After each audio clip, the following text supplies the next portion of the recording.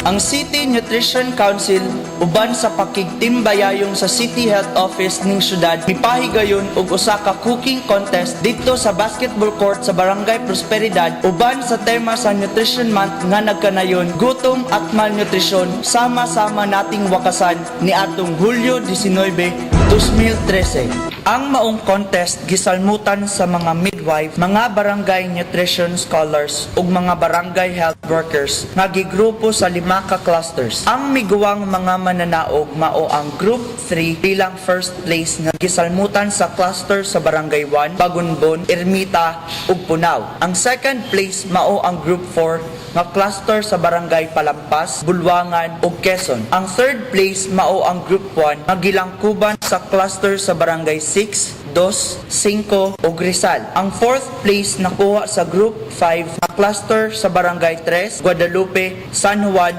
ug 4. Ang criteria sa maong contest nga gibasihan sa paghukom sa mga mananaog mao kining mosunod: nutritional quality sa food items nga andamon 25%, palatability nga naglakip sa flavor, taste ug texture sa pagkaon nga giandam 25%, appearance kun color, garnish ug overall presentation 25% ug ang economic value kun gasto matag serving 25%. Matud pa ni Nurse Supervisor Magdalena Ramos sa City Health Office nga kinahanglan gayud ang pagtinabangay para mahatagan og insaktong kaalam kabahin sa mga pagkaon para hingpit nga mawala ang malnutrisyon. Ug yun ang atong kabaskog, atong husaon, aguto nga matud pa sumpuon ang gutom ug malnutrisyon. Ang pagpahigayon sa maong cooking contest maoy usa ka mga kalihukan nga nakahan ay sa pagsaulog sa bulan sa Hulyo bilang Nutrition Month. Mitambong usab sa maong okasyon mao sila si Punong Barangay Militon Unabia, Rowena Portuguese, nutritionist sa CSWDO, Rowena Sabangan, Nurse